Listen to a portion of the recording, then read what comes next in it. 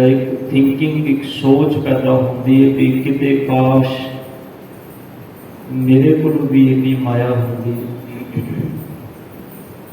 काश मेरा भी इहो जिहा घर होंदा, काश मेरे को भी इहो जी गड्डी होंदी। फिर बहुत ऐसिया सोचा मन अंदर चलदियां ने जो बंदा अपने तो किसी वड्डे को वेखदा है ते समझ लो जिस हिरदे विच, जिस मन विच, जिस सुरत अंदर ये सोच पैदा हो गई, उस हिरदे दे अंदर, उस मनुख दे अंदर हुण जिहड़ा जिहड़ा बैलेंस है ना संसार दे अंदर, वो हुण खत्म हो जाएगा। चंगा सोचना जिन्ना है उस नालों वध सोचना कोई माड़ी गल नहीं। असी संसार अंदर हर बंदे का एक यतन होता है कि जे वो अज महीने विच 50-60 हज़ार कमा रहा है तो वो इस तो चंगी नौकरी होर चंगे पासे जाए, होर चंगा कमाए, इस तो ज़्यादा कमाए। पर यह सोच जिथे बंदा आके ये सोचे भी नहीं मेरे को आ जाए, पर आए किसी भी ढंग के नाल, उदों समझ लेना भी तुहाडे अंदर एक ऐसी सोच ने जन्म ले लिया, एक ऐसे विकार ने जन्म ले लिया जिहड़ा हुण तुहानूं टिकण नहीं देगा। सतगुरु गुरु ग्रंथ साहिब पातशाह जी ने बड़े प्यारे बचन बाणी विच कहे ने। सुखमनी साहिब जी की बाणी तुसीं रोज पढ़ते हो। पातशाह कहते ने मनुख का सुभाव है सहस खटे लख को उठतावे। सहस के अखरी अर्थ ने हजारां, हजारां इकट्ठे कर दे। खट्टे का मतलब होता है खटना, प्राप्त करना। हजारां कमांदा है ते हजारां कमांदे सोच की होती है लख को उठतावे कि मेरी जिहड़ी इनकम है वो हुण हजारां विच नहीं, हुण वो लखां विच होनी चाहिए। मेरी कमाई जिहड़ी है हुण हजारां विच नहीं, हुण लखां विच होनी चाहिए। सहस खटे लख को उठतावे, तृप्त न आवे माया पाछे पावे। इन्हां वचनां नूं समझना साडा ना सुभाव है। वैसे इन्हां सी बाणी पढ़दे बहुत हैं। हर घर दे विच सुखमनी साहिब जी की बाणी पढ़ी जाती है, हर घर दे विच। खास करके मातावां भैणां इस बाणी नाल बहुत जुड़ियां हुई हैं। पढ़ना चंगी गल है, जिन्ना कोई पढ़े उन्ना ही थोड़ा है। पर पढ़न लगे दो चीज़ां हमेशा जरूर चेते विच रखिए कि जदों भी बाणी पढ़ते हैं, एक ते बाणी नूं पढ़न लगे इस गल का ध्यान रखिए कि बाणी असीं ठीक पढ़ रहे हैं, ते दूजा ये ध्यान विच रखिए भी जिहड़ी पढ़ रहे हैं इहदा अर्थ की है, इहनूं समझिए, इहनूं विचारिए जरूर। ऐसा ना होवे सारी जिंदगी लंघ जाए सुखमनी साहिब जी की बाणी पढ़ते हैं तो पहले श्लोक दे कोई सानू अर्थ पूछ ले तो असीं आखिए भाई सानू नहीं पता अर्थ की है। क्योंकि बाणी सुभावक अपने जीवन नूं चंगा बनाने लई है। तुसीं किसी चीज़ ते तां ही तवज्जो दिओगे ना जे तुहानूं उहदी समझ आएगी। जो कोई सवाल, जो कोई संसार अंदर कोई कर्म करना होता है तो असीं पुछदे हां ना भी ये काम किवें करना है। क्योंकि जे सानू समझ नहीं तो चंगी गल है पूछ लईए। ਤੇ ਜਦੋਂ ਪੁੱਛਿਆ ਜਾਂਦਾ ਹੈ ਫਿਰ ਅਸੀਂ ਉਸ ਕੰਮ ਨੂੰ ਉਸ ਢੰਗ ਦੇ ਨਾਲ ਕਰਕੇ ਉਸ ਕਾਰਜ ਨੂੰ ਪੂਰਾ ਕਰਦੇ ਹਾਂ, ਤਾਂ ਕਿ ਉਸ ਕਾਰਜ ਦੇ ਵਿੱਚ ਕੋਈ ਵਿਘਨ ਨਾ ਪਵੇ, ਕੰਮ ਮਾੜਾ ਨਾ ਹੋ ਜਾਏ, ਕੰਮ ਗਲਤ ਨਾ ਹੋ ਜਾਏ। ਇਸੇ ਤਰ੍ਹਾਂ ਜਦੋਂ ਬਾਣੀ ਪੜ੍ਹਦੇ ਹਾਂ, ਗੁਰੂ ਅਰਜਨ ਦੇਵ ਪਾਤਸ਼ਾਹ ਜੀ ਕਹਿੰਦੇ ਨੇ, ਸਹਿਸ ਖੱਟੇ ਹਜ਼ਾਰਾਂ ਇਕੱਠੇ ਕਰਦਾ ਏ, ਲੱਖ ਕੋ ਉਠਤਾ ਹੈ ਤੇ ਲੱਖਾਂ ਵੱਲ ਦੌੜ ਹੁੰਦੀ ਹੈ। ਹਰ ਬੰਦੇ ਦਾ ਇਹ ਸੁਭਾਅ ਹੈ, ਹਰ ਬੰਦੇ ਦੀ ਇਹ ਫਿਤਰਤ ਹੈ, ਹਰ ਇਨਸਾਨ ਇਹੀ ਕੁਝ ਕਰਦਾ ਹੈ। ਮੇਰੇ ਅੰਦਰ ਵੀ ਇਹ ਲਾਲਸ ਹੈ, ਤੁਹਾਡੇ ਅੰਦਰ ਵੀ, ਹਰ ਇੱਕ ਇਨਸਾਨ ਦੇ ਅੰਦਰ ਹੈ। ਪਰ ਕੰਮ ਵਿਗੜਦਾ ਕਿੱਥੇ ਹੈ? ਮੇਰੇ ਸਤਿਗੁਰ ਕੀ ਬਾਣੀ ਸਾਨੂੰ ਉਸ ਟੀਚੇ ਵੱਲ, ਉਸ ਵਿਚਾਰ ਵੱਲ ਲੈ ਕੇ ਜਾਂਦੀ, ਉਹਨੂੰ ਜ਼ਰੂਰ ਸਮਝਿਆ ਜੇ ਮਨ ਵਿੱਚ। ਗੁਰੂ ਅਰਜਨ ਸਾਹਿਬ ਕਹਿੰਦੇ ਨੇ, ਸਹਿਸ ਖੱਟੇ ਲੱਖ ਕੋ ਉਠਤਾ ਵੈ, ਤ੍ਰਿਪਤ ਨਾ ਆਵੇ। ਆਹ ਗੱਲ ਸਮਝਣ ਵਾਲੀ ਜੇ ਹੋ। ਪਾਤਸ਼ਾਹ ਕਹਿੰਦੇ ਨੇ, ਹਜ਼ਾਰਾਂ ਕਮਾਰੇ, ਲੱਖਾਂ ਕਮਾਣੇ ਕੋਈ ਮਾੜੀ ਗੱਲ ਨਹੀਂ ਹੈ, ਪਰ ਗੁਰੂ ਅਰਜਨ ਸਾਹਿਬ ਕਹਿੰਦੇ ਨੇ, ਤ੍ਰਿਪਤ ਨਾ ਆਵੇ। ਪਾਤਸ਼ਾਹ ਕਹਿੰਦੇ ਨੇ, ਤ੍ਰਿਪਤੀ ਤੇ ਆਈ ਨਹੀਂ, ਰੱਜਿਆ ਤੇ ਹੈ ਹੀ ਨਹੀਂ। ਨਾ 100 ਨਾਲ ਰੱਜਿਆ ਸੀ, ਨਾ ਹਜ਼ਾਰਾਂ ਨਾਲ ਰੱਜੇਗਾ, ਨਾ ਲੱਖਾਂ ਨਾਲ ਰੱਜੇਗਾ। ਕਿਉਂਕਿ ਜਿਹੜੀ ਚੀਜ਼ ਅੰਦਰ ਨੂੰ ਸੰਤੋਖ ਦੇਵੇ, ਕੰਟੈਂਟਮੈਂਟ ਦੇਵੇ ਅੰਦਰ ਨੂੰ, ਉਸ ਚੀਜ਼ ਨੂੰ ਅਸੀਂ ਆਪਣੇ ਅੰਦਰ ਧਾਰਨ ਕੀਤਾ ਹੀ ਨਹੀਂ। ਤੁਸੀਂ ਦੇਖੋ ਕਿੰਨੇ ਸੰਸਾਰ ਦੇ ਪਦਾਰਥ ਨੇ, ਪ੍ਰਮਾਤਮਾ ਨੇ ਬੰਦੇ ਲਈ ਕਿੰਨਾ ਕੁਝ ਪੈਦਾ ਕੀਤਾ ਹੈ, ਕਿੰਨਾ ਕੁਝ ਪੈਦਾ ਕੀਤਾ ਹੈ ਪ੍ਰਮਾਤਮਾ ਨੇ ਇਨਸਾਨ ਦੇ ਲਈ। ਫਿਰ ਇੱਕ ਜੀਵ ਦਾ ਰਸ ਹੀ ਹੈ ਨਾ, ਜੀਵ ਦਾ ਰਸ। ਬੰਦਾ ਕਹਿੰਦਾ ਮੈਂ ਤੇ ਰੋਟੀ ਤਾਂ ਖਾਣੀ ਹੈ ਭਾਈ ਜੇ ਮੇਰੇ ਸਾਹਮਣੇ ਮਾਸ ਹੋਏਗਾ, ਤੇ ਇੱਕ ਜੀਵ ਦਾ ਰਸ ਹੀ ਹੈ ਨਾ। ਪਰਮਾਤਮਾ ਦੀ ਬਣਾਈ ਕੁਦਰਤ ਵਿੱਚ ਇੰਨਾ ਕੁਝ ਹੈ। ਬਾਬਾ ਕਬੀਰ ਸਾਹਿਬ ਜੀ ਦੇ ਬੜੇ ਪਿਆਰੇ ਬੋਲ ਨੇ, ਕਹਿੰਦੇ ਨੇ, ਕਬੀਰ ਖੂਬ ਖਾਣਾ ਖਿਚੜੀ। ਖਿਚੜੀ ਦਾ ਭਾਵ ਖਿਚੜੀ ਚੰਗਾ, ਖੂਬ ਦਾ ਮਤਲਬ ਹੈ ਭਲਾ, ਚੰਗਾ। ਚੰਗਾ ਹੈ ਭਲਿਆ ਜੇ ਤੂੰ ਖਿਚੜੀ ਖਾ ਲੈ, ਜਾਂ ਮੈਂ ਅੰਮ੍ਰਿਤ ਲੋਨ, ਜਿਹਦੇ ਅੰਦਰ ਕੁਝ ਹੋਰ ਪਾਇਆ ਹੀ ਨਹੀਂ। ਕਿਸੇ ਬੰਦੇ ਦਾ ਪੇਟ ਡਿਸਟਰਬ ਹੋਵੇ ਨਾ, ਅਸੀਂ ਕਹਿ ਦਿੰਦੇ ਆ ਭਾਈ ਅੱਜ ਖਿਚੜੀ ਬਣਾ ਕੇ ਖਾ ਲੈ, ਬੜੀ ਚੰਗੀ, ਪੇਟ ਲਈ ਬੜੀ ਚੰਗੀ ਹੈ। ਕਿਉਂ? ਕਿਉਂਕਿ ਉਹਦੇ ਅੰਦਰ ਕੁਝ ਹੈ ਹੀ ਨਹੀਂ, ਉਹ ਸਿਰਫ ਨੂਨ ਪਾਇਆ, ਨਮਕ ਪਾਇਆ, ਚਲੋ ਬਾਲੇ ਚਾਵਲ ਤੇ ਬਣ ਗਏ। ਬਾਬਾ ਕਬੀਰ ਸਾਹਿਬ ਕਹਿੰਦੇ ਨੇ, ਖੂਬ ਖਾਣਾ ਖਿਚੜੀ ਜਾਂ ਮੈਂ ਅੰਮ੍ਰਿਤ ਲੋਨ, ਹੀਰਾ ਰੋਟੀ ਕਾਰਨੇ ਗਲਾ ਕਟਾਵੇ ਕੌਣ। ਜੇ ਤੈਨੂੰ ਕੋਈ ਬੰਦਾ ਆ ਕੇ ਆਖੇ ਵੀ ਮੈਨੂੰ ਭੁੱਖ ਲੱਗੀ ਹੈ ਤੇ ਮੈਂ ਭਾਈ ਤਾਂ ਰੋਟੀ ਖਾਵਾਂਗਾ, ਫਿਰ ਤੇਰਾ ਗਲਾ ਵੱਢਣਾ ਹੈ। ਬਾਬਾ ਕਬੀਰ ਸਾਹਿਬ ਕਹਿੰਦੇ, ਦੱਸ ਤੈਨੂੰ ਚੰਗਾ ਲੱਗੇਗਾ ਵੀ ਜੇ ਤੈਨੂੰ ਸਵਾਲ ਕਰੇ ਕੋਈ ਬੰਦਾ ਆ ਕੇ ਵੀ ਨਹੀਂ ਭਾਈ ਮੈਂ ਤੇ ਅੱਜ ਤਾਂ ਰੋਟੀ ਖਾਣੀ ਹੈ। ਜਿਵੇਂ ਅਸੀਂ ਸੰਸਾਰ ਅੰਦਰ ਇੱਕ ਜੀਵ ਦਾ ਰਸ ਹੈ ਨਾ, ਮੈਂ ਜਿਹੜੀ ਗੱਲ ਲੈ ਕੇ ਚੱਲਿਆ ਜਿੱਥੇ ਆਪਾਂ ਪਹੁੰਚਣਾ ਹੈ, ਬਾਬਾ ਜੀ ਕਹਿੰਦੇ ਨੇ, ਤ੍ਰਿਪਤ ਨਾ ਆਵੇ। ਗੁਰੂ ਅਰਜਨ ਸਾਹਿਬ ਪਾਤਸ਼ਾਹ ਕਹਿੰਦੇ ਨੇ, ਤ੍ਰਿਪਤੀ ਨਹੀਂ ਹੈ, ਰੱਜ ਨਹੀਂ ਹੈ। ਤ੍ਰਿਪਤ ਨਾ ਆਵੇ ਮਾਇਆ ਪਾਛੈ ਪਾਵੇ। ਪਾਛੈ ਪਾਵੇ ਦਾ ਮਤਲਬ ਪਿੱਛੇ ਪਾਣਾ ਨਹੀਂ ਹੈ। ਪਾਛੈ ਪਾਵੇ ਦਾ ਮਤਲਬ ਹੈ ਜੋੜ ਕੇ ਰੱਖੀ ਹੋਈ ਹੈ, ਬਹੁਤ ਜੋੜ ਕੇ ਰੱਖੀ ਹੋਈ ਹੈ, ਪਰ ਤ੍ਰਿਪਤੀ ਨਹੀਂ ਹੈ, ਰੱਜ ਨਹੀਂ ਹੈ। जिस विषय पे गल हो रही है ना उस विषय को जरूर समझना। जेडे बाबा फरीद साहब कहते हैं, फरीदा रोटी मेरी काठ की, काठ का मतलब होता है लकड़, ते ध्यान देना रोटी लकड़ की नहीं होती कभी। काठ का मतलब लकड़ होता है ना। जे शब्दी अर्थ करोगे तो तुसी आखोगे बाबा फरीद साहब कह रहे हैं भी मैं ते लकड़ की रोटी खा लेना। लकड़ की रोटी तो नहीं होती, रोटी तो किसी अन्न की होएगी ना, अनाज की होएगी ना, वो भावें अनाज किसी भी तरह का हो।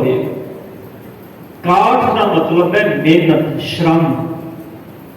बाबा जी कहते हैं मैं बड़ी मेहनत की रोटी खाना, ते उस मेहनत की रोटी मैनू भावें रुखी सुखी लकड़ वर्गी, काठ की लकड़ वर्गी, भावें मेहनत की रोटी खाना। मैं रोटी मेरी काठ की, लावण मेरी भुख। लावण कहते हैं लूण नूं, क्योंकि रोटी कल्ली नहीं खाई जाती, नाल कुछ ना कुछ सलूना चाहिए। लावन का मतलब सलूना होता है।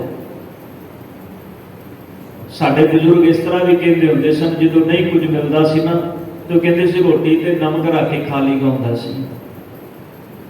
ਤੁਸੀਂ ਦੇਖੋ ਅੱਜ ਸਾਡੇ ਕੋਲ ਕਿੰਨਾ ਕੁਝ ਹੈ, ਇੰਨਾ ਕੁਝ ਹੁੰਦਿਆਂ ਕਿ ਸਾਡੇ ਜੀਵਨ ਦੇ ਅੰਦਰ ਸੰਤੋਖ ਹੈ, ਸਾਡੇ ਜੀਵਨ ਦੇ ਅੰਦਰ ਥੋੜੀ ਜਿਹੀ ਸੈਟੀਸਫੈਕਸ਼ਨ ਹੈ, ਥੋੜਾ ਜਿਹਾ ਵੀ ਅੰਦਰ ਇੱਕ ਉਥਲ ਪੁਥਲ ਮੱਚੀ ਹੋਈ ਹੈ ਹਰ ਵੇਲੇ।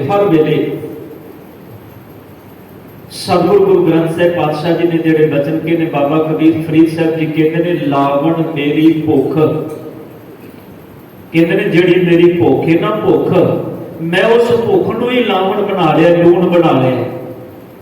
ਧਿਆਨ ਦੇਣਾ, ਜਦੋਂ ਭੁੱਖ ਲੱਗੀ ਹੋਵੇ ਨਾ, ਬਾਬਾ ਜੀ ਕਹਿੰਦੇ ਨੇ ਮਿਹਨਤ ਨੂੰ ਮੈਂ ਸ਼ਰਮ ਨੂੰ ਰੋਟੀ ਬਣਾ ਲਿਆ ਤੇ ਲਾਵਣ ਨੂੰ ਆਪਣੀ ਭੁੱਖ ਨੂੰ ਆਪਣਾ ਲਾਵਣ ਬਣਾ ਲਿਆ। ਜਿਹੜੀ ਮੈਨੂੰ ਭੁੱਖ ਹੈ ਨਾ, ਜਿਹੜੀ ਅੰਦਰ ਭੁੱਖ ਹੈ, ਬਾਬਾ ਜੀ ਕਹਿੰਦੇ ਨੇ ਉਹ ਭੁੱਖ ਨੂੰ ਮੈਂ ਲਾਵਣ ਬਣਾ ਲਿਆ। ਹੁਣ ਮੈਨੂੰ ਰੋਟੀ ਖਾਣ ਦੇ ਲਈ ਜਿਹੜੀ ਮੈਂ ਸ਼ਰਮ ਮਿਹਨਤ ਵਿੱਚੋਂ ਕਮਾਨਾ, ਬਾਬਾ ਜੀ ਕਹਿੰਦੇ ਨੇ ਉਹ ਖਾਣ ਦੇ ਲਈ ਮੈਨੂੰ ਨਮਕ ਵੀ ਨਹੀਂ ਚਾਹੀਦਾ। ਬਾਬਾ ਫਰੀਦ ਸਾਹਿਬ ਕਹਿੰਦੇ ਨੇ ਜਿਹੜੀ ਮੈਂ ਕਮਾਈ ਹੈ ਨਾ ਮਿਹਨਤ ਨਾਲ, ਸ਼ਰਮ ਨਾਲ, ਉਹ ਭਾਵੇਂ ਰੋਟੀ ਰੁੱਖੀ ਹੀ ਕਿਉਂ ਨਾ ਹੋਵੇ, ਬਾਬਾ ਫਰੀਦ ਸਾਹਿਬ ਜੀ ਕਹਿੰਦੇ ਨੇ ਮੈਂ ਉਹਨੂੰ ਰੁੱਖੀ ਰੋਟੀ ਨੂੰ ਬਿਨਾਂ ਨਮਕ ਤੋਂ ਵੀ ਖਾ ਲੈਣਾ। ਕਿਉਂ? ਕਿਉਂਕਿ ਹੁਣ ਮੇਰੀ ਭੁੱਖ ਹੀ ਮੇਰੇ ਲਈ ਲਾਵਣ ਬਣ ਗਏ, ਸਲੂਣਾ ਬਣ ਗਏ, ਨਮਕ ਬਣ ਗਏ।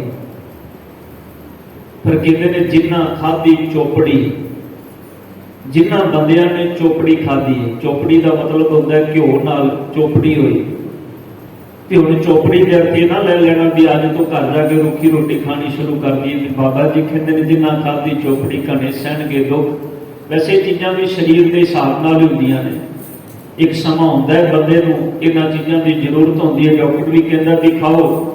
ਇੱਕ ਸਮਾਂ ਐਸਾ ਵੀ ਆ ਜਾਂਦਾ ਵੀ ਡਾਕਟਰ ਕਹਿੰਦਾ ਭਾਈ ਹੁਣ ਰੁੱਖੀ ਰੋਟੀ ਖਾਇਆ ਕਰ, ਤੇਰਾ ਜਿਹੜਾ ਕੈਲਸਟ੍ਰੋਲ ਹੈ ਉਹ ਬੜਾ ਵੱਧ ਗਿਆ, ਹੁਣ ਚੋਪੜੀ ਵੀ ਨਾ ਖਾਇਆ ਕਰ। ਇਹ ਸਰੀਰ ਨਾਲ ਜੁੜੀਆਂ ਚੀਜ਼ਾਂ ਨੇ, ਉਹ ਇੱਕ ਵੱਖਰਾ ਵਿਸ਼ਾ ਹੈ। ਪਰ ਬਾਬਾ ਫਰੀਦ ਸਾਹਿਬ ਜੀ ਕਹਿੰਦੇ ਨੇ ਰੋਟੀ ਮੇਰੀ ਕਾਠ ਕੀ, ਲਾਵਣ ਮੇਰੀ ਭੁੱਖ, ਜਿਨ੍ਹਾਂ ਖਾਧੀ ਚੋਪੜੀ। ਚੋਪੜੀ ਦਾ ਮਤਲਬ ਹੈ ਜਿਨ੍ਹਾਂ ਬੰਦਿਆਂ ਦੇ ਜੀਵਨ ਦੇ ਅੰਦਰ ਲਾਲਸਾ ਆਈ ਤੇ ਉਸ ਲਾਲਸਾ ਦੇ ਵਸ ਵਿੱਚ ਜਿਨ੍ਹਾਂ ਨੇ ਮਾੜੇ ਕਰਮਾਂ ਦੇ ਨਾਲ ਮਾਇਆ ਇਕੱਠੀ ਕੀਤੀ, ਇਹ ਆਪਣੇ ਅੰਦਰ ਦੀ ਲਾਲਸਾ ਨੂੰ ਪੂਰਾ ਕਰਨ ਦੇ ਲਈ ਜਿਨ੍ਹਾਂ ਖਾਧੀ ਚੋਪੜੀ ਘਣੇ ਸਹਿਣਗੇ ਦੁੱਖ, ਉਹਨਾਂ ਨੂੰ ਬਾਬਾ ਜੀ ਕਹਿੰਦੇ ਨੇ ਬੜੇ ਦੁੱਖ ਸਹਿਣੇ ਪੈਂਦੇ ਨੇ। ਅੰਦਰ ਇੱਕ ਲਾਲਸਾ ਆ ਗਈ, ਅੰਦਰ ਇੱਕ ਖਿਆਲ ਆ ਗਿਆ। ਤਾਂ ਹੀ ਫਿਰ ਅਗਲੇ ਸ਼ਲੋਕ ਵਿੱਚ ਬਾਬਾ ਜੀ ਕਹਿੰਦੇ ਨੇ ਰੁੱਖੀ ਸੁੱਖੀ ਖਾਏ ਗਏ। ਬਾਬਾ ਫਰੀਦ ਸਾਹਿਬ ਕਹਿੰਦੇ ਨੇ ਜਿਹੜੀ ਵੀ ਮਿਲਦੀ, ਰੁੱਖੀ ਮਿਲੇ ਸੁੱਕੀ ਮਿਲੇ, ਜਿਹੋ ਜਿਹੀ ਵੀ ਮਿਲੇ, ਰੁੱਖੀ ਸੁੱਖੀ ਖਾਏ ਗਏ, ਠੰਡਾ ਪਾਣੀ ਪੀਓ। ਬਾਬਾ ਜੀ ਕਹਿੰਦੇ ਨੇ ਤਸੱਲੀ ਰੱਖ, ਭਰੋਸਾ ਰੱਖ, ਸੰਤੋਖ ਰੱਖ ਆਪਣੇ ਜੀਵਨ ਦੇ ਅੰਦਰ। ਤੇਰੀ ਆਪਣੀ ਮਿਹਨਤ ਨਾਲ ਤੈਨੂੰ ਜਿਹੋ ਜਿਹੀ ਵੀ ਮਿਲਦੀ ਹੈ, ਤੈਨੂੰ ਜਿਹੋ ਜਿਹੀ ਵੀ ਮਿਲ ਰਹੀ ਆਪਣੀ ਮਿਹਨਤ ਦੇ ਨਾਲ, ਬਾਬਾ ਜੀ ਕਹਿੰਦੇ ਨੇ ਆਪਣੀ ਮਿਹਨਤ ਨਾਲ ਜੋ ਵੀ ਕਮਾ ਰਿਹਾ ਤੂੰ, ਭਾਵੇਂ ਉਹ ਰੁੱਖਾ ਸੁੱਖਾ ਜਿਹੋ ਜਿਹਾ ਵੀ ਹੈ, ਉਹਨੂੰ ਆਪਣੇ ਜੀਵਨ ਦਾ ਆਧਾਰ ਬਣਾ, ਉਹਨੂੰ ਆਹਰ ਬਣਾ ਆਪਣਾ। ਰੁੱਖੀ ਸੁੱਖੀ ਖਾਏ ਗਏ, ਠੰਡਾ ਪਾਣੀ ਪੀਓ, ਦੇ ਫਰੀਦਾ ਦੇਖ ਪਰਾਈ ਚੋਪੜੀ। ਬੰਦੇ ਦੇ ਅੰਦਰ ਲਾਲਚ ਪੈਦਾ ਉਦੋਂ ਹੁੰਦਾ ਜਦੋਂ ਪਰਾਈ ਚੋਪੜੀ ਨੂੰ ਵੇਖਦਾ ਹੈ। ਜਿੱਥੋਂ ਆਪਾਂ ਗੱਲ ਸ਼ੁਰੂ ਕੀਤੀ ਸੀ, ਜਦੋਂ ਮੈਂ ਕਿਸੇ ਦੂਜੇ ਵੱਲ ਵੇਖਿਆ ਤੇ ਮੇਰੇ ਮਨ ਵਿੱਚ ਖਿਆਲ ਆ ਗਿਆ ਵੀ ਮੇਰੇ ਕੋਲੋਂ ਵੀ ਹੋਣਾ ਚਾਹੀਦਾ ਸਭ ਕੁਝ। ਜਦੋਂ ਇਹ ਖਿਆਲ ਪੈਦਾ ਹੋ ਗਿਆ ਨਾ, ਜੇ ਤੇ ਖਿਆਲ ਪੈਦਾ ਹੋ ਗਿਆ ਪੋਜ਼ਿਟਿਵ ਸੈਂਸ ਵਿੱਚ ਵੀ ਹਾਂ ਮੈਂ ਮਿਹਨਤ ਕਰਾਂਗਾ, ਇੱਥੋਂ ਤੱਕ ਜਾਵਾਂਗਾ, ਫਿਰ ਤੇ ਗੱਲ ਚੰਗੀ ਹੈ। ਨਹੀਂ ਤੇ ਖਿਆਲ ਕਰਿਓ 99% ਬੰਦੇ ਦੇ ਮਨ ਵਿੱਚ ਖਿਆਲ ਕੀ ਪੈਦਾ ਹੁੰਦਾ ਹੈ, ਇਸ ਤਰ੍ਹਾਂ ਦੀ ਯਾਦ ਆਏ ਪਰ ਭਾਵੇਂ ਆਵੇ ਜਿਵੇਂ ਮਰਜ਼ੀ। ਆ ਜਿਹੜੀ ਜਿਵੇਂ ਮਰਜ਼ੀ ਵਾਲੀ ਗੱਲ ਹੈ ਨਾ, ਬਾਬਾ ਫਰੀਦ ਸਾਹਿਬ ਕਹਿੰਦੇ ਨੇ ਇਹ ਤੈਨੂੰ ਬਹੁਤ ਦੁੱਖ ਦੇਗੀ, ਇਹ ਤੈਨੂੰ ਐਸੀ ਜਗ੍ਹਾ ਤੇ ਲਿਜਾ ਕੇ ਖੜਾ ਕਰੇਗੀ ਜਿੱਥੇ ਕੋਈ ਤੇਰਾ ਸਾਥੀ ਨਹੀਂ ਹੋਏਗਾ। ਜਦੋਂ ਧੰਨ ਗੁਰੂ ਨਾਨਕ ਪਾਤਸ਼ਾਹ ਜੀ ਪਹਿਲੀ ਯਾਤਰਾ ਤੇ ਗਏ ਨੇ, ਉਦਾਸੀ ਤੇ ਗਏ ਨੇ, ਤੇ ਸਤਿਗੁਰੂ ਜੀ ਲਾਹੌਰ ਪਹੁੰਚਦੇ ਨੇ। ਇੱਥੇ ਲਾਹੌਰ ਤੋਂ ਬਾਹਰ ਇੱਕ ਸ਼ਹਿਰ ਜਿੱਥੇ ਧੰਨ ਗੁਰੂ ਨਾਨਕ ਪਾਤਸ਼ਾਹ ਜੀ ਭਾਈ ਲਾਲੋ ਦੇ ਘਰ ਵਿੱਚ ਰੁਕੇ ਸਨ। ਤੇ ਭਾਈ ਲਾਲੋ ਬੜਾ ਕਿਰਤੀ ਬੰਦਾ ਹੈ। ਕਿਰਤੀ ਦਾ ਮਤਲਬ ਹੁੰਦਾ ਜਿਹੜਾ ਧਰਮ ਦੀ ਕਿਰਤ, ਕਿਰਤੀ ਦਾ ਮਤਲਬ ਕਰਮ ਕਰਨਾ ਹੁੰਦਾ। ਵੈਸੇ ਧਰਮ ਦੀ ਕਿਰਤ ਕਰਦੇ ਨੇ ਭਾਈ ਲਾਲੋ। ਜਿਹੜੇ ਕਿੱਲੇ ਨਹੀਂ ਹੁੰਦੇ, ਕਿੱਲੇ ਮੱਝਾਂ ਦੇ ਬੰਨਣ ਵਾਸਤੇ ਜਿਹੜੇ ਕਿੱਲੇ ਉਹ ਘੜਦੇ ਨੇ ਲੱਕੜਾਂ ਦੇ, ਬਾਜ਼ਾਰ ਵਿੱਚ ਵੇਚਦੇ ਨੇ, ਘਰ ਦਾ ਗੁਜ਼ਾਰਾ ਚੱਲਦਾ ਇਸੇ ਤਰ੍ਹਾਂ। पर उन्होंने मन में कोई लालस नहीं है, कोई लालसा नहीं है। बड़ा संतोखी जीवन है भाई लालू का। ते धन गुरु नानक पातशाह जी भाई लालू के घर में रुकते हैं। हुण भाई लालू के जो घर रुकते हैं, सतगुरु पातशाह जी भाई लालू के जीवन तो प्रभावित ने ना। उनके घर दे विच जो रुखा सुखा होंदा है गुरु नानक साहब जी खांदे ने।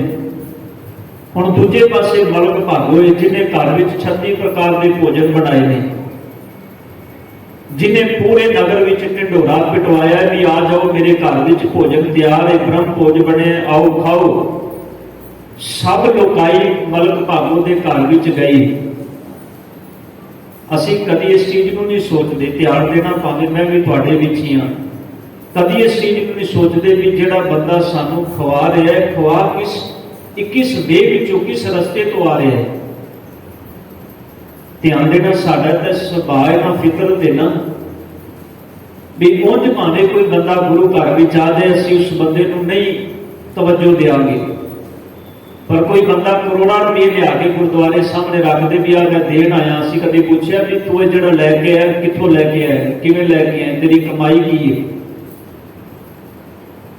बंदे के अंदर एक ख्याल बन गया भी हाँ जिवें मर्जी कमाओ, धार्मिक द्वारे से कुछ विचों कढ़ के कुछ हिस्सा कढ़ दिओ, तुहाडा सफल है। गुरु नानक साहब कहते ने नहीं, पाप की कमाई कदे सफली नहीं होंदी, भावें जिन्ना मर्जी उनका दान कर ले। जिहड़ा बंदा लखां रुपये माड़े कर पाप करके कमाए, करोड़ों रुपये ते लखां किसी धार्मिक द्वारे से दे के आके भी मेरे पाप धुल गए ने, सतगुरु कहते ने नहीं, इन्हें धुलणगे इस तरह ये धुल ही नहीं सकते इस ढंग के नाल। इनू धुलण के लिए इन्हों साफ करते हैं, तेनों अपनी व्यवहार चेंज करना पेगा, तेनों अपना कमाई का रस्ता चेंज करना पेगा, बदलना पेगा। तेरे जीवन दे विच सत धर्म दया संतोख आएगा ते तां तेरी कमाई प्रवान होगी। हुण मलक भागो ने पूरे नगर के अंदर ढंडोरा पिटवाया, ब्रह्म भोज तैयार है, भाई आओ जिन्हें आना है। धन गुरु नानक साहब पातशाह जी नहीं गए, इन्हें पता लगा भी गुरु नानक साहब जी आए। पातशाह जी गुरु नानक साहब जी का उस वेले नामना जिथे सतगुरु जान लोकाई आउंदी सी, इन्हें अपने सेवक भेजे गुरु नानक साहब जी को भी मेरे घर ब्रह्म भोज तैयार है, किथे मलक भागो के घर भाई लालो के घर क्यों मेरे घर आओ। सतगुरु गुरु नानक साहब जी नहीं आए। इन्हें फिर दोबारा संदेशा भेजा, सतगुरु नहीं आए। ये आप आया चल के कहना सतगुरु जी मेरे घर में 36 प्रकार के भोजन तैयार ने, तुसी भाई लालो के घर में कोदरे दी रोटियां खाते पे हो। सतगुरु गुरु नानक पातशाह जी ने उत्थे मलक भागो नूं एक चीज का एहसास कराया। साहब जी कह लगे मलक भागो जिहड़ा तू 36 प्रकार का भोजन जिन्हों तू ब्रह्म भोज कहना पे, ब्रह्म भोज का मतलब होता है ब्राह्मण का भोज। ब्राह्मण समाज का श्रेष्ठ सी उस वेले, अज भी असी मानने, पर सतगुरु गुरु पातशाह जी की बाणी इन्होंने चीज़ों को कंडेम कर दी। सब कहते हैं मानस की जात सब है एक है पहचान को, एक पिता एक सके हम, बारिक तो मेरा गुरहाई। सतगुरु कहते हैं असी सब एक पिता के बच्चे हैं, कोई जात करके वड्डा नहीं, कोई जात करके छोटा नहीं। हाँ कर्म करके बंदा छोटा तो वड्डा जरूर होता है, कोई चंगा कर्म कर रहा है तो वड्डा है, कोई छोटा कर्म कर रहा है तो छोटा है। खसम विसार है ते कमजात, जेडे खसम को विसार देंगे ने सतगुरु कहते हैं कमजात ने, नीवी जात दे ने। जिन्होंने खसम चेते है बाबा फरीद साहब जी, कबीर साहब जी, रविदास जी बाबा जी कहते हैं बलिहारी इस जात को जे जपिया सिरजनहार। लोग कहते सब कबीर जुलाहा कबीर, बाबा कबीर साहब कहते हैं मैं सदके जाना इस जात तो, क्योंकि इसे जात विच रह के मैं परमात्मा को सिमरिया, नरावन को सिमरिया, नरावन को चेते किया, मैनू वो करता मिले। सतगुरु जी ने जिहड़े बचत के पातशाह जी ने उत्थे एहसास कराया मलक भागो, वो असीं भावें तस्वीरां दे विचों चीज वेखने कि गुरु नानक साहब जी ने एक हत्थ विच भाई लालो की रोटी फड़ी है, दूजे हत्थ विच मलक भागो का भोजन फड़िया है। मलक भागो के भोजन विचों खून निकलता है, भाई लालो की रोटी विचों अमृत दुध निकलता है। हुण ये जिहड़े चीज़ां सन ये सतगुरु ने साडे सामने सिंबल रखे, सिंबल। पातशाह जी कहते हैं भाई मलक भाई लालो की जिहड़ा भोजन है वो मेहनत का है, ਤੇ ਜਿਹੜਾ ਮਿਹਨਤ ਦਾ ਭੋਜਨ ਹੁੰਦਾ ਸਤਿਗੁਰ ਕਹਿੰਦੇ ਨੇ ਉਹ ਦੁੱਧ ਵਰਗਾ ਹੈ। ਤੇ ਸਤਿਗੁਰ ਕਹਿਣ ਲੱਗੇ ਮਲਕ ਭਾਗੋ ਦਾ ਜਿਹੜਾ ਭੋਜਨ ਹੈ ਉਹ ਮਿਹਨਤ ਦਾ ਨਹੀਂ ਹੈ, ਉਹ ਪਤਾ ਨਹੀਂ ਕਿੰਨਿਆਂ ਦੀ ਹੱਕ ਦੀ ਕਮਾਈ ਨੂੰ ਮਾਰ ਕੇ ਨੇ ਆਪਣਾ ਘਰ ਭਰਿਆ ਹੈ। ਸਤਿਗੁਰ ਕਹਿਣ ਲੱਗੇ ਮਲਕ ਭਾਗੋ ਦਾ ਭੋਜਨ ਜਿਹੜਾ ਹੈ ਉਹ ਖੂਨ ਦੀ ਨਿਆਈ, ਇਹਦੇ ਵਿੱਚ ਪਤਾ ਨਹੀਂ ਕਿੰਨਿਆਂ ਦਾ ਖੂਨ ਹੈ।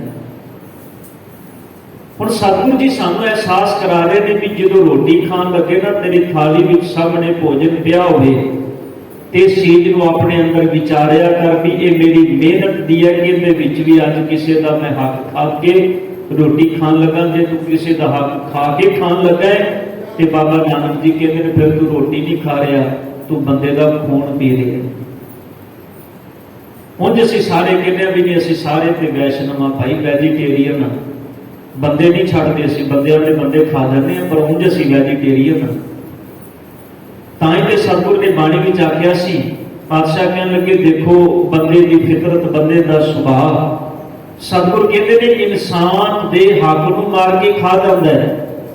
ਇੱਕ ਪਾਤਸ਼ਾਹ ਜੀ ਕਹਿੰਦੇ ਨੇ ਕਿਸੇ ਦੇ ਹੱਕ ਨੂੰ ਖਾਣਾ ਭਾਵ ਕਿਸੇ ਦੀ ਹਿੱਸੇ ਦਾ ਜਾਂ ਕਿਸੇ ਦਾ ਜਿਹੜਾ ਉਹਦਾ ਹਿੱਸਾ ਬਣਦਾ ਸੀ ਉਹਨੂੰ ਆਪਣਾ ਬਣਾ ਕੇ ਜਿਉਣਾ, ਉਹਨੂੰ ਆਪਣਾ ਬਣਾ ਕੇ ਵਰਤਣਾ। ਸਤਿਗੁਰ ਪਾਤਸ਼ਾਹ ਕਹਿੰਦੇ ਨੇ ਹੱਕ ਪਰਾਇਆ ਨਾਨਕਾ ਉਸ ਸੂਰ ਉਸ ਗਾਏ, ਗੁਰਪੀਰ ਹਾਮਾ ਤਾਂ ਭਰੇ ਜਾਂ ਗੁਰਦਾਰ ਨਾ ਖਾਏ। ਸਭ ਕਹਿੰਦੇ ਨੇ ਗੁਰੂ ਨੇ ਤਾਂ ਹਾਮਾ ਭਰਨੀ ਏ ਜੇ ਤੇਰੀ ਕਮਾਈ ਤੇਰੇ ਹੱਕ ਦੀ ਏ, ਜੇ ਕਮਾਈ ਹੱਕ ਦੀ ਨਹੀਂ ਤੇ ਸਤਿਗੁਰ ਕਹਿੰਦੇ ਨੇ ਤੇਰੇ ਲਈ ਕਮਾਈ ਉਸ ਗਾਂ ਜਾਂ ਸੂਰ ਖਾਣ ਦੇ ਬਰਾਬਰ ਹੈ। ਕਿਉਂਕਿ ਮੁਸਲਮਾਨ ਸੂਰ ਨੂੰ ਮਾ ਚੰਗਾ ਕਹਿੰਦੇ ਨੇ, ਹਿੰਦੂ ਗਾਂ ਨੂੰ ਚੰਗਾ ਕਹਿੰਦਾ ਹੈ। ਤੇ ਬਾਬਾ ਨਾਨਕ ਜੀ ਕਹਿੰਦੇ ਨੇ ਤੁਸੀਂ ਦੋਵੇਂ ਕਿੱਥੇ ਖੜੇ ਹੋ, ਇਸ ਗੱਲ ਨੂੰ ਵਿਚਾਰੋ। ਹੁਣ ਹਰ ਬੰਦਾ ਵਿਚਾਰੇ। ਸਤਿਗੁਰ ਜੀ ਜਿਹੜੀ ਗੱਲ ਕਹਿ ਰਹੇ ਨੇ ਬਾਬਾ ਫਰੀਦ ਸਾਹਿਬ ਜੀ ਵੀ ਰੁੱਖੀ ਸੁੱਕੀ ਖਾਏ ਗਏ, ਠੰਡਾ ਪਾਣੀ ਪੀਓ, ਦੇਖ ਪਰਾਈ ਚੋਪੜੀ ਨਾ ਤਰਸਾਏ ਜੀਓ। ਬਾਬਾ ਜੀ ਕਹਿੰਦੇ ਨੇ ਪਰਾਈ ਚੋਪੜੀ ਨੂੰ ਵੇਖ ਕੇ ਮਨ ਅੰਦਰ ਲਾਲਚ ਪੈਦਾ ਨਾ ਕਰ, ਆਪਣੀ ਜੀਵਨ ਦੀ ਕਿਰਿਆ ਨੂੰ ਬਦਲਣਾ, ਮਾੜੇ ਕਰਮਾਂ ਵੱਲ ਪ੍ਰੇਰਿਤ ਹੋ ਕੇ ਮਾੜੇ ਢੰਗਾਂ ਨਾਲ ਮਾਇਆ ਇਕੱਠੀ ਕਰਨ ਦੀ ਨਾ ਸੋਚ, ਸੰਤੋਖ ਵਿੱਚ ਰਹਿ, ਕਿਉਂਕਿ ਬਿਨਾਂ ਸੰਤੋਖ ਨਹੀਂ ਕੋ ਰਾਜੈ। ਪਰਮਾਤਮਾ ਦੇ ਦਿੱਤੇ ਹੋਏ ਸੰਤੋਖ ਤੋਂ ਬਿਨਾਂ, ਸੰਤੋਖ ਵੀ ਜੀਵਨ ਹੀ ਹੈ ਨਾ। ਸੋਚ ਬਦਲ ਜਾਏ, ਸੰਤੋਖੀ ਬੰਦਾ ਕੀ ਹੁੰਦਾ ਹੈ, ਕੰਟੈਂਟਮੈਂਟ ਕੀ ਹੈ, ਇੱਕ ਜੀਵਨ ਦੀ ਜਾਂਚ ਹੀ ਹੈ ਨਾ। ਬੰਦਾ ਸੰਤੋਖੀ ਹੋ ਜਾਏ, ਜੋ ਮਿਲੇ ਉਹਦੇ ਵਿੱਚ ਸਬਰ ਰੱਖਦਾ ਹੈ, ਤੇ ਜੇ ਸੰਤੋਖ ਤੋਂ ਬਾਹਰ ਨਿਕਲ ਜਾਏ ਫਿਰ ਬੰਦਾ ਕਹਿੰਦਾ ਵੀ ਕਿਸੇ ਵੀ ਢੰਗ ਨਾਲ ਆਏ ਬਸ ਹੁਣ ਆ ਜਾਏ। ਹੁਣ ਇਹ ਲਾਲਚ ਪੈਦਾ ਕਿੱਥੋਂ ਹੁੰਦਾ ਹੈ? ਸਮਾਜ ਵਿੱਚੋਂ। ਜਦੋਂ ਅਸੀਂ ਸਮਾਜ ਦੀ ਰੀਤ ਵਿੱਚ ਚੱਲਣਾ ਸ਼ੁਰੂ ਕਰ ਦਿੰਦੇ ਹਾਂ ਨਾ, ਉਦੋਂ ਅਸੀਂ ਕਦੇ ਸੁਖੀ ਨਹੀਂ ਜੀਵਾਂਗੇ। ਕਿਉਂ? ਸਤਿਗੁਰੂ ਦੀ ਬਾਣੀ ਸਾਨੂੰ ਵਾਰ-ਵਾਰ ਕਹਿੰਦੀ ਵੀ ਤੂੰ ਗੁਰੂ ਦੀ ਗੱਲ ਮੰਨ, ਗੁਰੂ ਦੀ ਗੱਲ ਸੁਣ, ਜੀਵਨ ਜਿਉਣ ਲੱਗਿਆ ਗੁਰੂ ਦੀ ਦਿੱਤੀ ਹੋਈ ਕਿਰਿਆ ਅਨੁਸਾਰ ਜੀਵਨ ਜਿਉ। ਕਿਉਂ ਕਹਿੰਦੇ ਨੇ? ਕਿਉਂਕਿ ਜਦੋਂ ਅਸੀਂ ਸਮਾਜ ਵਿੱਚ ਵਿਚਰਦੇ ਹਾਂ ਸਾਨੂੰ ਸਮਾਜ ਨਜ਼ਰ ਆਉਂਦਾ ਹੈ, ਸਾਨੂੰ ਲੋਕਾਈ ਨਜ਼ਰ ਆਉਂਦੀ ਹੈ, ਸਾਨੂੰ ਨਜ਼ਰ ਆਉਂਦੇ ਨੇ ਕਿਸੇ ਦੇ ਬਣੇ ਹੋਏ ਬੜੇ ਸੋਹਣੇ ਮਹਿਲ, ਸਾਨੂੰ ਨਜ਼ਰ ਆਉਂਦੀਆਂ ਨੇ ਕਿਸੇ ਦੀਆਂ ਸੋਹਣੀਆਂ ਗੱਡੀਆਂ, ਸਾਨੂੰ ਨਜ਼ਰ ਆਉਂਦਾ ਹੈ ਕਿਸੇ ਇਨਸਾਨ ਦਾ ਬਾਹਰੀ ਸਟੇਟਸ ਕਿਸ ਢੰਗ ਨਾਲ ਜਿੰਦਾ ਪਿਆ। ਪਰ ਸਤਿਗੁਰੂ ਕਹਿੰਦੇ ਨੇ ਗੱਲ ਚੇਤੇ ਰੱਖ, ਬਾਹਰੋਂ ਤੈਨੂੰ ਇੰਨਾ ਕੁਝ ਨਜ਼ਰ ਆ ਰਿਹਾ ਹੈ, ਪਰ ਸਤਿਗੁਰੂ ਕਹਿੰਦੇ ਨੇ ਕਦੀ ਉਹਦੇ ਅੰਦਰ ਵੀ, ਹਿਰਦੇ ਵਿੱਚ ਵੀ ਝਾਤ ਮਾਰ ਕੇ ਵੇਖ ਵੀ ਉਹਦਾ ਜੀਵਨ ਕੈਸਾ ਹੈ। ਸਤਿਗੁਰੂ ਪਾਤਸ਼ਾਹ ਜੀ ਕਹਿੰਦੇ ਨੇ ਤੂੰ ਸੋ ਸਕਦਾ ਹੈ ਰੁੱਖੀ ਸੁੱਕੀ ਖਾ ਕੇ ਵੀ ਬੜੇ ਸੰਤੋਖ ਨਾਲ ਰਾਤ ਨੂੰ ਸੋ ਜਾਂਦਾ ਹੋਵੇ, ਉਹ ਇੰਨੇ ਵੱਡੇ ਮਹਿਲ ਮਾੜੀਆਂ ਵਿੱਚ ਰਹਿੰਦਾ ਹੋਇਆ ਵੀ ਹੋ ਸਕਦਾ ਰਾਤ ਨੂੰ ਸੌਣ ਲੱਗਿਆ ਉਹਨੂੰ ਨੀਂਦ ਦੀ ਗੋਲੀ ਖਾਣੀ ਪੈਂਦੀ ਹੋਵੇ। ਹੈ ਤੇ ਬਹੁਤ ਕੁਝ।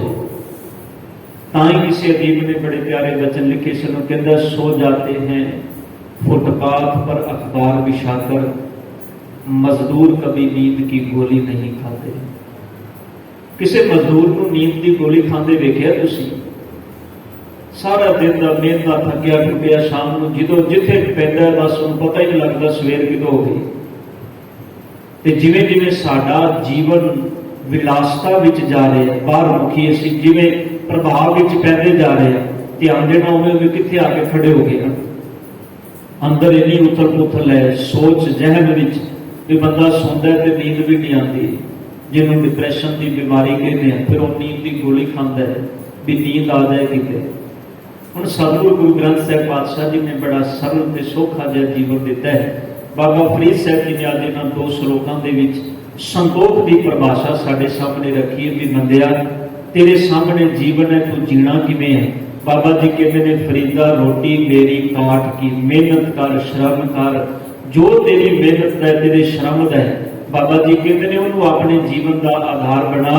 लावण मेरी भुख, जिहड़ी तेरी भुख है ना उन्हें अपना सलूना बना ले, बाहर के रसा कसा विच ना पै भी अज दिन लग गया कमाल यार, अज 2 दिन हो गए मैं गोलगप्पे नहीं खाते, पता नहीं हुण किवें नहीं खाते कि दिन नहीं चढ़ना। सतगुर पातशाह जी ने जिहड़े वचन कित्थे साडे जीव का रस कित्थे आके खड़ा हो गया। तुसीं देखो बंदा पहलों विआह शादियां करदा सी, ਲੱਖਾਂ रुपया के खर्चे होंदे सन, अज भी होंदे ने, पर ध्यान देना अज बंदा मर जाए तो उदों भी बंदा कहता पता है अज बापू के मरे ते भी मैं जिहड़ी प्लेट लाई है ना, प्लेट 1500 की एक प्लेट है, ते नाल एक बंदा कोलों खड़ा कीता हुंदा भी वो भी वेखदा भी लै एक प्लेट चुकी हुण 1500 चला गया। हुण सोच कित्थे आके खड़ी हो गई साडी। एक कोई चीज को असीं सिंपल रहने नहीं दिता, साधारण रहने नहीं दिता अपने जीवन में। ते सतगुर कहते हैं जिन्ना साधारण जिन्ना सिंपल जीएगा उन्ना तो सुखी रहेगा, जिन्ना तू साधारणता विच रहेगा उन्ना तू सुखी रहेगा, जिन्ना तू बाहर मुखी वेख के ते अपने अंदर दे अंदर नाल लड़ेगा, बाहर मुखी वेख के उन्ना तू बाहर मुखी वेखण तो बाद दुखी होएगा। बाबा जी ही गल बाबा फरीद साहब कह रहे हैं, रोटी मेरी काट की लावण मेरी भुख, जिन्ना खाधी चौपड़ी, जिन्ना का ध्यान चौपड़ी वाल चला गया, घने सहन के दुख रुखी सुखी खाए के ठंडा पानी पियो, तेरी तेरी मेहनत की जिहो जी भी है, रुखी सुखी जिहो जी भी है, जिन्होंने सतगुरु गुरु अर्जन साहब कहते हैं वो जिहड़ा संसार के अंदर मनुख का जीवन है, रुखो भोजन रुखा भोजन खा लेना, भूख सैर धरती पे सो जाना, पर सखी प्रे संग सूख बिहात, हे जीव स्त्री मैं अपने परमात्मा के चरणों नाल जुड़ी हुई हाँ, रुखी रोटी खा लेने, धरती पे सो जाने, सौन लई मखमल के गद्दे भी नहीं चाहिए, बस परमात्मा की रब की याद में रहने। मेरे सतगुरु गुरु अर्जन साहब कहते हैं बस आ मेरे सुखी रहने का। किसी ने सवाल किया ना भी सुखी किवें रहते हो तुसीं, तुहाडे कोल ते इन्ना कुछ है ही नहीं, बड़ा साधारण जिहा तुहाडा जीवन है, तुसीं किवें सुखी रहते हो। गुरु अर्जन साहब कहते हैं मेरे सुखी रहने का कारण यह है भी जिहो जी मिलती है मेहनत नाल खा लेगी है, धरती ते सो जाएगा ते रब दे गुण गाए गए ने। गुरु अर्जन साहब कहते हैं बस आ तरीका है मेरे सुखी रहने का, नहीं तो संसार तो मरण तो बाद किहड़ा लैके गया जी। इसलिए जिन्नियां उलझनां ने ना बंदे के मन में ये बाहरी पसारे नूं वेख के ने, ते बाबा फरीद साहब कहते हैं बाहरी पसारे नूं ना वेख, अपने वल वेख भी तेरी समर्था की है, तू कितना कमा रहा है, तू अपने पैर उस ढंग नाल पसार जिस ढंग नाल जिन्नी को तेरी कमाई है, जिन्ने विच तू संसार विच अपने आप नूं सुखी रख सकना है। जे दूजियां वाल वेखेगा पराई चौपड़ी वाल ते जरूर भटकना विच पेगा। इस करके बाबा जी ने एक साधारण जीवन की सानू नसीहत दी है, ते जिहड़ा जीवन साडी चंगी किरत विचों निकले, भली किरत विचों निकले, ताई भगत कबीर साहब जी भी कहते हैं काहू दीने पाठ पतंबर काहू पलंग निवारा, काहू गरी गोदरी नाही काहू खान परारा, अह खवाद ना कीजै रे मन सुकृत कर लीजै रे मन। हे मेरे मन परमात्मा का शुक्र कर जो तेन मिले, चंगी किरत कर, ते चंगी किरत करके जो भी मिलता है उनदे विच सुखी रह। सतगुर किरपा करन, इन्हां अमृत बचनां नूं समझण दी दात धन गुरु ग्रंथ साहिब पातशाह जी बाबा फरीद साहब जी